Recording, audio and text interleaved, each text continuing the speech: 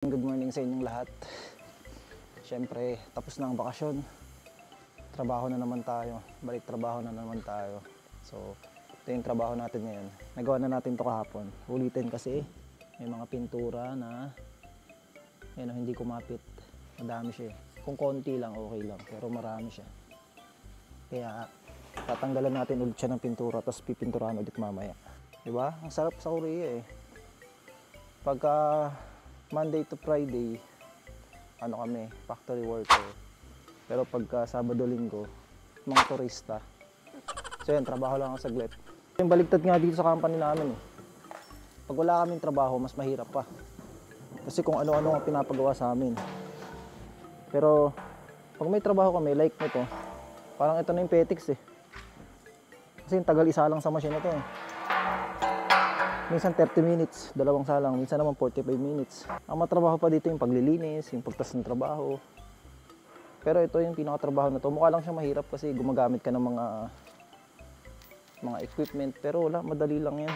Mukha lang siya talagang delikado, mahirap, pero madali lang. Like nito, aangat mo lang siya. Kasi papasok natin sa machine, kasi tatanggalan ulit natin ng... Ay, nakalimutan ko. Tatakpan pala natin yung likod kasi papasukan ng short ball. Diba isang taon na ako dito sa Korea. Yan, ganito na yung setup. Hindi ka na nila papakilaman. Minsan tatanungin ka lang nila eh, ilan yung gagawin mo? Ganun na lang, ilan yung gagawin mo? Parang nasa iyo na nakadepende. Sasabihin ko 7 gagawin ko 7 ganito. Sasabihin nila wag 5 lang. Kasi nga may pagtas kung gawin to, kinabukasan may gagawa na nito yung terrain namin, siya yung magpipintura final. Kumbaga pag marami akong ginawa, marami rin siyang gagawin. Kaya lagi nang sinasabi, gaganon sila. Slowly. In English pa eh. Slowly. Chan-chan. Sakto lang kasing gawa sa amin. Pero sa ibang company, talagang kailangan maraming magawa. Pero dito sa amin, at dahil mahirap nga yung ganitong trabaho, kasi malalaki siya, di ba? Kumbaga, ano siya, parang mabigat na trabaho. Pero hindi siya mabigat kasi makina naman yung nagbubuhat sa kanya. Parang matrabaho lang siya. Kasi gumagamit ka ng grinder, mga ganun. Pag kami natitirang pintura. Pero para sa akin hindi siya mabigat na trabaho. Petics nga para sa akin ito eh. Mas mabigat na trabaho sa akin yung walang trabaho.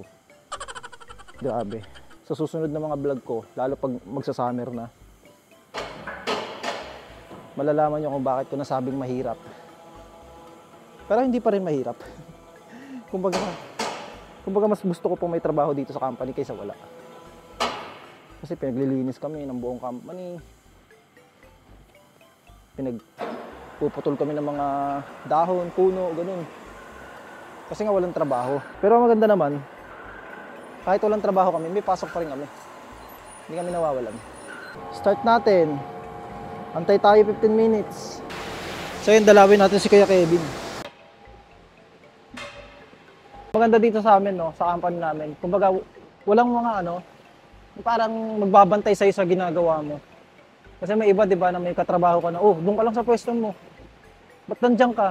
Sa amin, hindi. Once naman na nakasalang yung machine, nakakita nila nagtatrabaho yung machine, ikaw, punta ka dito, makipagkwentuhan ka. Kasi hindi mo napapabayaan yung trabaho mo. Ang trabaho lang talaga namin dito ay gawing bago yung mga container. Pumupunta kasi sa amin to, mga luma na. Tapos, ang gagawin namin, lilinisin yung loob, doon sa unang process, linis. Pagka nalinis na, natanggalan ng chemical dito, lalagyan ng tubig, lilinisin. Tapos after yan, doon na sa oven, tapos sakin na. Tatanggalan ko na ng pintura, tapos isasalang.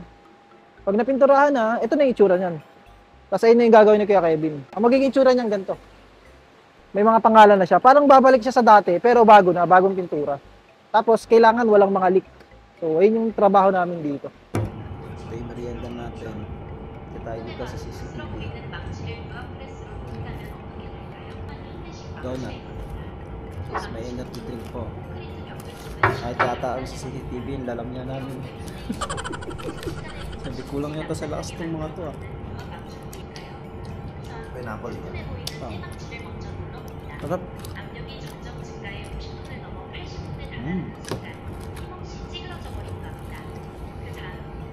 ipangat yung sarili ko.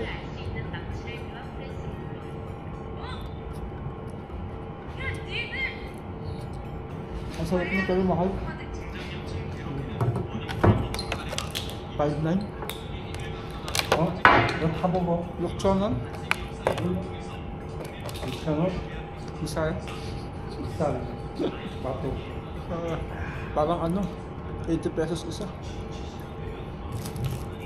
Pakasim. Parang cobra din. Kala mo OT-OT yung trabaho nung may edad pa. Kala mo 12 oras eh. So yun, balik trabaho na tayo. Ayun pa rin ginagawa natin. Kasi 5 lang yung ginawa ko ngayong araw. Talagang mabagal lang. Pinag-aalam ko lang. Kasi bukas wala na akong gagawin. Para ito na lang yung natira. Yun yung gagawin ko bukas. Dito sa trabaho namin, dapat lang tansyahin yung paggawa. Hindi porket marami naka-display gawin ng gawin. Dati nung bago ako dito, ganun. Parang pasikat ako. Sige, kailangan marami magawa. 8 sinasabi, 7, ganun. Pero pag wala nang gawa, kung ano-ano pinapagawa sa akin, kaya pala lagi nila ako sinasabihin na chon bagalan mo lang. Tapos kaya si Kuya Kevin sabi ko sa akin kanina, ilang gagawin mo? 5 lang kasi siya yung gumagawa ngayon. Kasi nga pagka marami ang ginawa, marami rin siyang gagawin. Tapos na natin yung 5, all goods na. Buksan na natin tong pakina ng pintura. Let's go. So yun lang yung trabaho dito, paulit-ulit, araw-araw. Iba-ibang container lang yung ginagawa ko, iba-ibang size. Tapos yung proseso, same lang.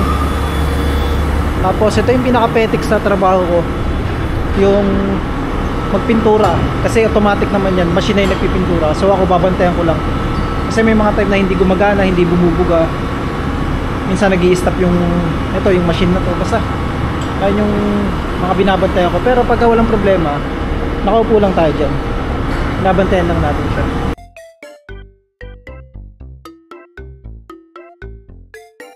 So ayun, update tayo sa ginagawa ni Kuya Kevin. Ayun na, may mga pangalan na siya. Ayun si Kuya Kevin busy oh. Basta dito sa trabaho namin walang pakilamananan. Walang guluhan. Ganun. Kanya-kanya kasing pwesto. Ako, pwesto ko to. Basta ang trabaho ko dito, magtanggal ng pintura at magpintura. Pag nasalang ko na sa machine yan, may saktong oras lang. Siguro mga 4:30 dapat na pinturahan na yan. Tapos linis na. Hanggang alas 6. At dahil wala kang tsadyang namin, yung pinakamataas dito na ayun yung nagsusupervise sa amin, happy kami. Pero kahit nandito yun, parang wala din yun eh. Lagi lang nasa sasakyan natutulog. Yung terinim namin, nandun, nagkakat ng mga bakal ng mga container. Kaya di sinasadya, ba't nahihiya ang puso ko? Ginawang mic ang puso. So yun, ito lang ginagawa natin habang nagbabantay. Dito nga pala pag nagtatrabaho na kayo sa Korea, yung trabaho mahirap sa umpisa, tapos pag natutunan nyo na, madali na. Pero habang tumatagal, parang nakakapagod na siya. Parang yung kahit wala namang kayong ginagawa, nakakapagod. Kasi paulit-ulit, kumbaga nakakasawa. Yun, napapagod ka kasi nakakasawa. Kagaya na to, bukas ganito na naman. Parang paulit-ulit lang. Madali na sa'yo kasi nagagawa mo na siya eh. Nakakapagod lang kasi paulit-ulit. Habang pinipinturahan nyo sa atin, nandito tayo ng Google oh. Yung boss nga pala namin dito sa trabaho, madalang lang yung pumunta. Pupunta yun 1 beses sa 1 linggo, minsan 2 beses, minsan hindi eh. Minsan 1 beses sa 1 buwan, 2 beses sa 1 buwan. Busy yun kasi nagpipishing yun eh. Lagi siyang nagpipishing. Buong buhay niya ata nasa karagatan siya eh. Tsaka nagbablog, parang pinapalabas din sa TV yung mga vlog doon. Yung pangingisda niya. So ito yung ito yung video. 제가 선호하는 그 참돔 빠가꺼. 이게 뭔? Ayan yung boss namin. Yan, busy mga isda. Habang kami dito nagtatrabaho, di ba? Ang sarap maging boss. Kaya sana, pagdating ng araw, maging boss-abos din tayo. So bali 1 taon na nga pala ako dito sa abroad, no? Para sa akin, ang pinakamahirap na experience lang talaga dito ay yung bago ka. Lalo, nasa ibang bansa ka. Ibang tao yung mga, ibang lahi yung mga kasama mo. Parang ang laking adjustment talaga.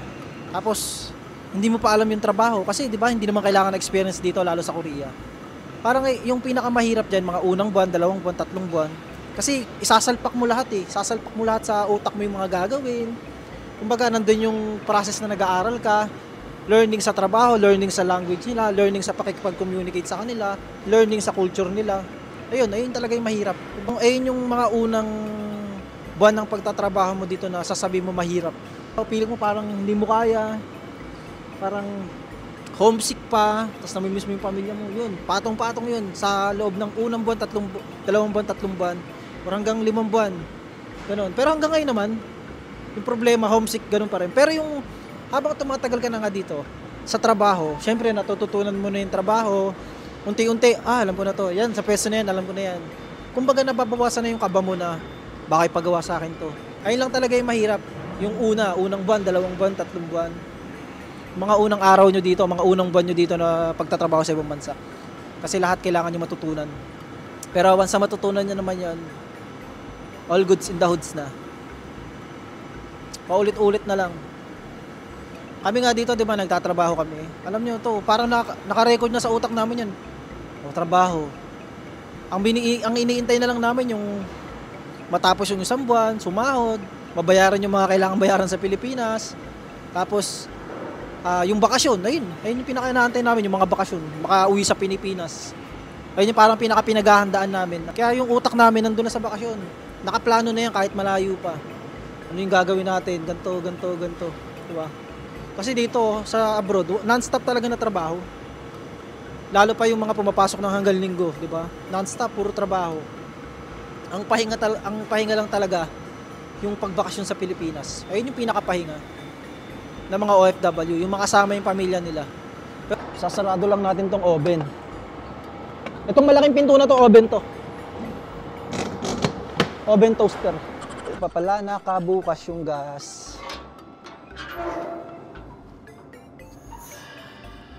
So yan, open lang natin yan. So yan, pag umilaw na yan, aapoy na yan. O, diba? So ang gagawin naman natin, lilinisin tong mga to. Yan, pintura. Dadakutin natin, lalagay natin dito sa lagayan ng pintura.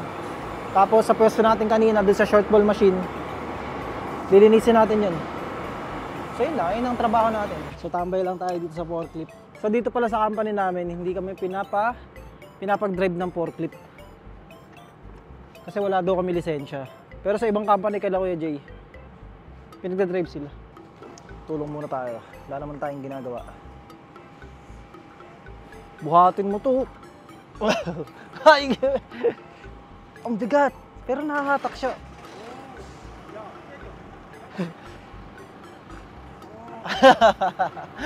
Nakahatak naman siya. Pero ang bigat. Sakit sa likod. Sigulat siya, nahatak daw. Mapuputol yan sa gitna. So pag scrap na, hinahati sa gitna.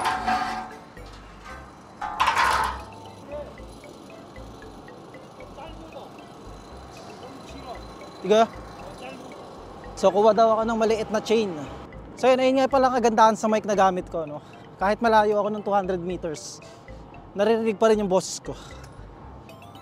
Ayan. Kaya binili din natin tong mic na to. Para kahit malayo yung camera. Tsaka, yan, nandyan lang yung camera. Ako, nagbablog-vlog dito. Diba? Nakapagsalita ka pa din, naiintindihan yung sinasabi mo.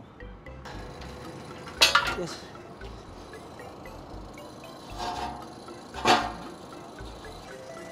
Okay.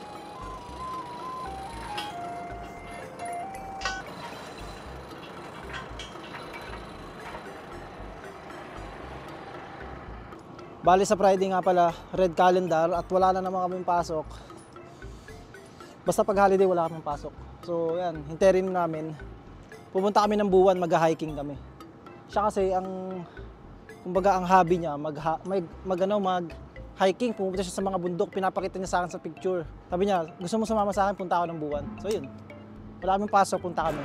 So bali ito na yung ginagawa ni Kuya Kevin. Ano ba tawag doon? Naglalagay ng parang cereal. Ayan.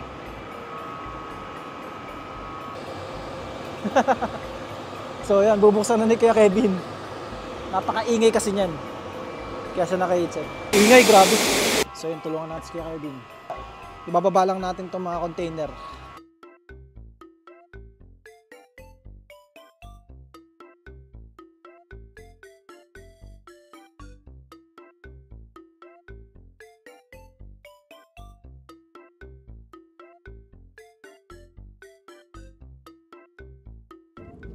Ang sarap pag nakakotse, gumagala. Ganda ng araw. 계속요. 하루는 2시간 자는. Ayun na. Beer lang sa labat. All goods. 8,000 ah. 7,800원. Tip na yun, 200 ah. Sana all. May tip pa. Bili ka lang bili ha. Sarap pag may sasakyan. Chicken pizza. Dito, kung gusto mo chicken pizza, dito. Meron dyan? Saan dyan? Ito. Ay, NR yung hindi. Ah, dati meron. Huh? Wala na eh. Wala na. Walang ano dito eh. Walang mga mami pares, mga tabi-tabi, wala. Yung mga nakahinto, tapos mga sidecar. Yun yung hinahanap namin dito, tsaka lugawan. Wala. Kamsahamnida. Kasi kayo. So yan, let's go. Nakasabay lang tayo kay Terinin. Bye-bye. Ayun o, ayun lang binili ni Kuya Kevin, ang pambansang Mike Ju. Kagi, dyan si Isanim di uwi. So yan, bye-bye.